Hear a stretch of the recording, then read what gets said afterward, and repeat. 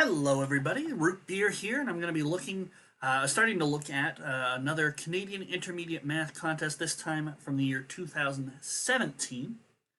If you'd like a copy of this paper to try out for yourself, maybe practice with a friend, or if you got a tutor or a coach for these sorts of things, or maybe just a parent who's willing to encourage you, feel free to click the very first link down in the description. You'll get a PDF copy exactly like mine.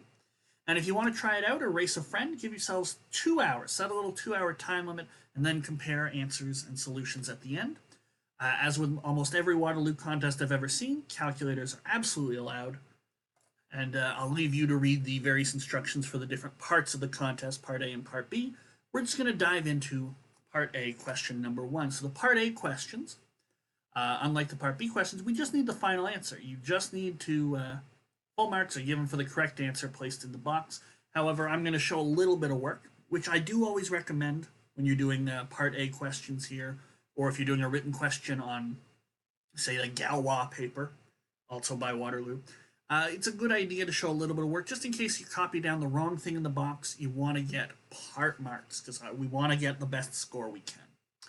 So we'll start here with question number 1. In the diagram, BD and AE intersect at C.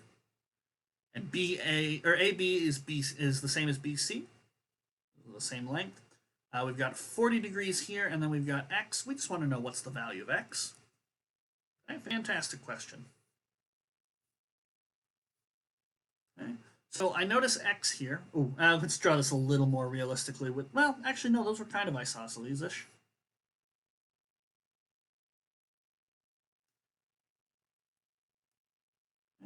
So one of the things we notice, X is all the way up here, whereas all the interesting stuff is happening down in this triangle. You can bring the X over to the other side because in an intersection, opposite angles are the same. So now we've got X in here, and we've got an isosceles triangle.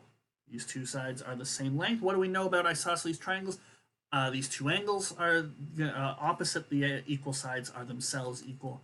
So we get x degrees, and then we've got a full triangle. We know that 180 degrees is 40 degrees, plus 2 of these x degrees is. So 140 is 2x. So x is 70, and we would put that in the box provided in the answer booklet for question A1. X is 70, and there we go. There's not really a whole lot else to do with that question, so I suppose we can move on. Feel free to join me in the next video for question number A2, or it's entirely up to you. Bounce around. You want to jump straight to the hard question B3, by all means, just to look that video up. But I'm going to move on to question number 2, and I hope to see you there.